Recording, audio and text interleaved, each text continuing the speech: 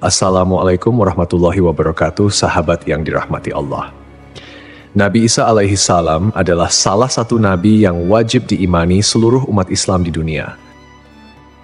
Beliau diutus oleh Allah Subhanahu wa Ta'ala kepada Bani Israel karena kesesatan yang dilakukan oleh kaum tersebut sepeninggal Nabi Musa alaihi salam. Tidaklah sempurna iman seorang Muslim bila tidak mengimani keberadaan salah satu dari 25 nabi-nabi yang memiliki kemuliaan di sisi Allah Subhanahu wa Ta'ala. Pada akhir zaman, Nabi Isa alaihi salam akan kembali turun ke bumi untuk membunuh Dajjal, musuh umat Muslim yang paling ditakuti karena kehebatan fitnahnya. Nabi Isa akan datang kembali ke muka bumi demi menegakkan kebenaran serta memberi petunjuk jalan menuju keselamatan. Selain itu, ia juga membawa misi penting untuk membunuh Dajjal. Dajjal akan menyebarkan fitnah, kemudian berusaha menyesatkan umat manusia agar jauh dari jalan Allah. Tipu dayanya amatlah dahsyat sehingga yang baik akan terlihat buruk.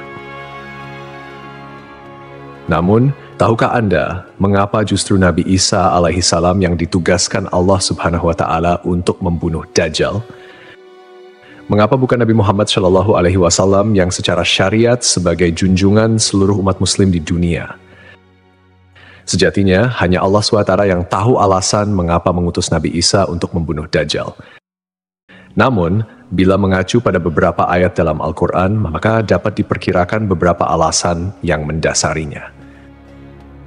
Tapi sebelum lanjut, jangan lupa klik tombol subscribe, like, komen, dan lonceng notifikasi sahabat untuk mendukung channel ini agar terus menyiarkan syiar Islam.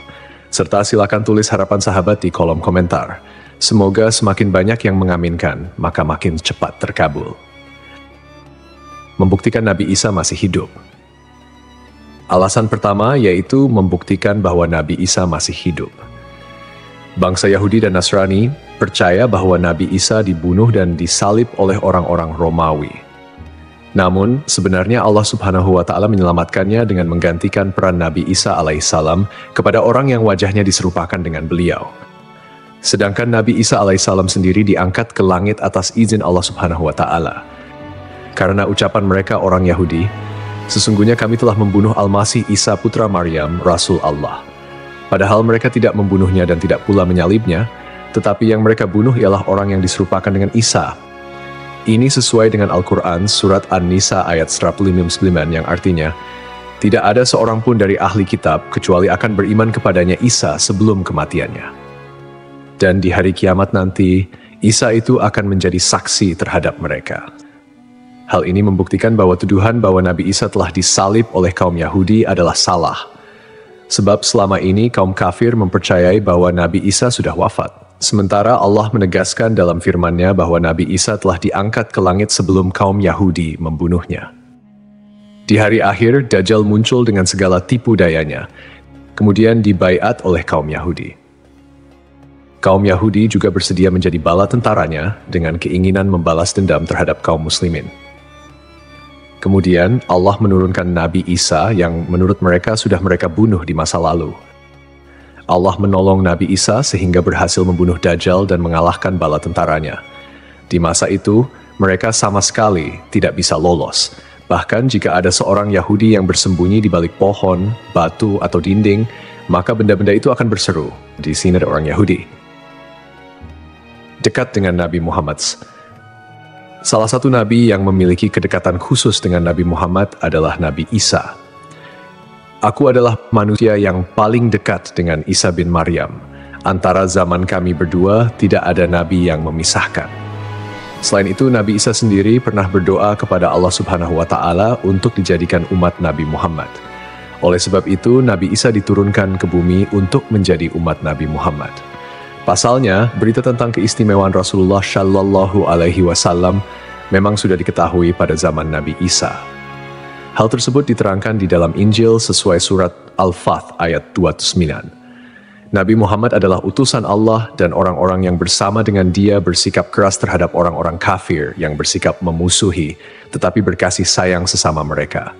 Itu adalah sifat-sifat mereka yang diungkapkan dalam Taurat dan Injil. Yakni seperti benih yang mengeluarkan tunasnya, kemudian tunas itu makin kuat, lalu menjadi besar dan tumbuh di atas batangnya. Tanaman itu menyenangkan hati orang yang menanamnya. Keadaan mereka diumpamakan seperti itu.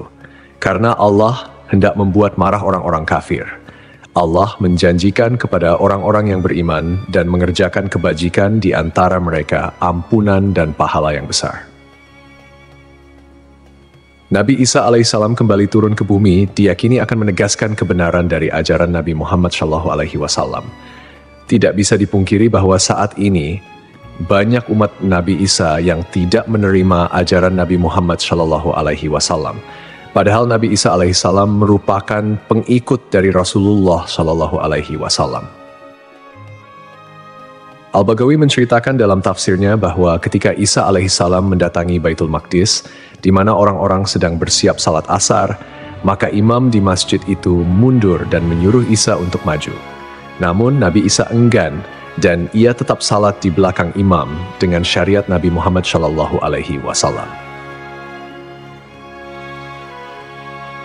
Menjalankan kewajiban jihad.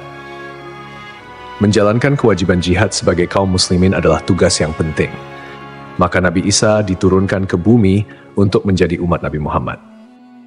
Keistimewaan Nabi Muhammad memang sudah diketahui sejak masa Nabi Isa dan diterangkan di dalam Injil sesuai surat Al-Fath ayat 29, yang artinya, Muhammad adalah utusan Allah dan orang-orang yang bersama dengan dia bersikap keras terhadap orang-orang kafir, tetapi berkasih sayang sesama mereka. Kamu melihat mereka ruku dan sujud mencari karunia Allah dan keridhaannya. Pada wajah mereka tampak tanda-tanda bekas sujud. Demikianlah sifat-sifat mereka yang diungkap Taurat dan sifat-sifat mereka yang diungkapkan dalam Injil. Saat Nabi Isa turun ke bumi, Dajjal sudah berada di tengah masyarakat dan memperdaya manusia.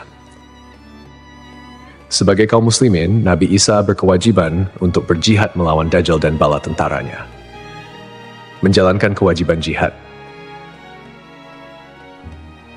Allah Subhanahu wa Ta'ala memilih Nabi Isa alaihissalam untuk membunuh Dajjal sebagai bentuk penegasan terhadap kebenaran agama Islam. Sebagian umat Nabi Isa masih belum menerima ajaran Nabi Muhammad dan masih memandang Nabi Isa sebagai anak Allah Subhanahu wa Ta'ala, walaupun Nabi Isa sendiri menolak klaim tersebut. Nabi Isa sebagai nabi yang jarak paling dekat dengan Nabi Muhammad. Keduanya merupakan tokoh yang unik dalam perjalanan kenabian. Tidak ada nabi yang diutus oleh Allah Subhanahu wa Ta'ala di antara masa hidup Nabi Isa dan Nabi Muhammad. Oleh karena itu, Allah Subhanahu wa Ta'ala mengutus Nabi Isa untuk membunuh Dajjal dan menghapus seluruh agama selain Islam. Tujuannya agar umat Nabi Isa menyadari kesesatan pandangan mereka dan beriman kepada Allah Subhanahu wa Ta'ala serta Nabi Muhammad sebagai nabi terakhir. Tindakan ini juga menggambarkan bahwa agama Islam adalah agama yang benar dan sempurna, mengintegrasikan ajaran-ajaran para nabi dari sebelumnya. Agama Islam diidentifikasikan sebagai agama rahmatan lil alamin yang membawa kedamaian, keadilan, dan kesejahteraan bagi seluruh makhluk. Mukjizat Nabi Isa dari Allah Subhanahu wa Ta'ala membawa perbandingan yang menonjol di antara kemuliaan dan kehebatan para nabi, termasuk Nabi Isa dan Nabi Muhammad. Nabi Isa diberikan mukjizat luar biasa seperti menghidupkan orang yang telah mati, menyembuhkan orang buta dan sakit, serta berbicara di buayan hingga dapat menciptakan burung dari tanah liat. Nabi Isa sebagai penyempurna dari ajaran sebelumnya menyampaikan bahwa setelahnya akan muncul seorang utusan terakhir, yakni Nabi Muhammad. Nabi Muhammad dianggap nabi yang paling mulia dan utama di antara semua nabi. Beliau dianugerahi mukjizat terbesar, yaitu Al-Quran, yang merupakan firman Allah Subhanahu wa Ta'ala yang tidak dapat ditiru ataupun diubah oleh siapapun. Selain itu, Nabi Muhammad juga memiliki syafaat, yaitu pemberian ampunan kepada umatnya di hari kiamat. Melalui perbuatan membunuh Dajjal, Nabi Isa akan memperkuat dan menegaskan kemuliaan Nabi Muhammad, mengakui kedudukannya sebagai nabi penutup zaman. Tidak hanya Al-Quran, Nabi Muhammad juga diberikan mukjizat lain seperti membelah bulan dan air mengalir dari jemari tangannya.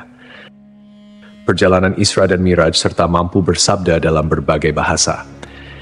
Mukjizat-mukjizat ini menunjukkan kekuasaan Allah yang melampaui batas akal manusia.